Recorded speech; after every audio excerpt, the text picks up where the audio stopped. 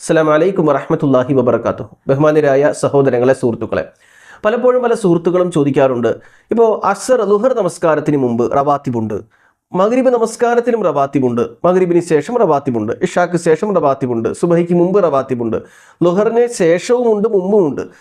അപ്പോൾ ഈ ഒരു അവസ്ഥയിൽ എന്താണ്, അസ്റിന് പ്രത്യേകിച്ച് സുന്നത്തൊന്നുമില്ലേ, റവാത്തിബില്ലേ? നമ്മൾ മനസ്സിലാക്കേണ്ടത് അസ്റിന് റവാത്തിബ് നമസ്കാരമില്ല. എന്നാൽ അസ്റുമായി ബന്ധപ്പെടുത്തി വന്ന ചില സുന്നത്ത് നമസ്കാരങ്ങളുണ്ട്. പലപ്പോഴും നമ്മൾ അധികം ചർച്ച ചെയ്യാത്ത കാര്യങ്ങളാണ്.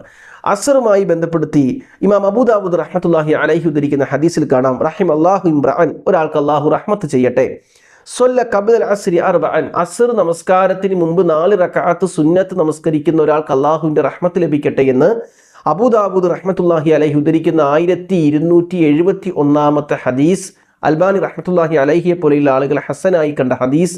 അപ്പോൾ ഈ ഹദീസിൻ്റെ അടിസ്ഥാനത്തിൽ അസറിന് മുമ്പ് വേണമെങ്കിൽ 4 റക്അത്ത് 2-2 എന്ന നിലയിൽ 4 റക്അത്ത് സുന്നത്ത് നമസ്കരിക്കാം. അത് റവാത്തിബ് നമസ്കാരത്തിൻ്റെ ഭാഗമല്ല എന്ന് മനസ്സിലാക്കുക.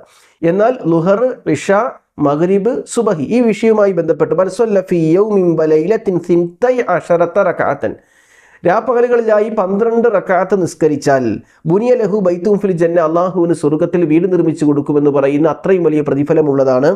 അർബഅൻ ഖബ്ല ളുഹർ, ളുഹറിന് മുമ്പ് 4, വറക്അത്തൈനി ബഅദഹ, ളുഹറിന് ശേഷം 2, വറക്അത്തൈനി ബഅദൽ മഗ്രിബി, മഗ്രിബിന് ശേഷം 2, വറക്അത്തൈനി ബഅദൽ ഇശാ, ഇശാഇന് ശേഷം 2, വറക്അത്തൈനി ഖബ്ല സ്വലാത്തിൽ ഫജ്ർ, സുബഹിക്ക് മുമ്പ് 2.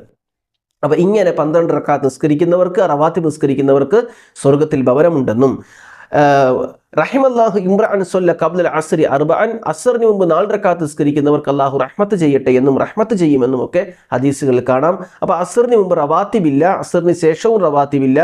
എന്നാൽ അസ്റിന് മുമ്പ് 4 റക്അത്ത് സുന്നത്ത് നമസ്കാരത്തെക്കുറിച്ച് ഹദീസിൽ പരാമർശമുണ്ട് എന്ന് മനസ്സിലാക്കുക. അല്ലാഹു അനുഗ്രഹിക്കട്ടെ. അസ്സലാമു അലൈക്കും വറഹ്മത്തുള്ളാഹി വബറകാതുഹു.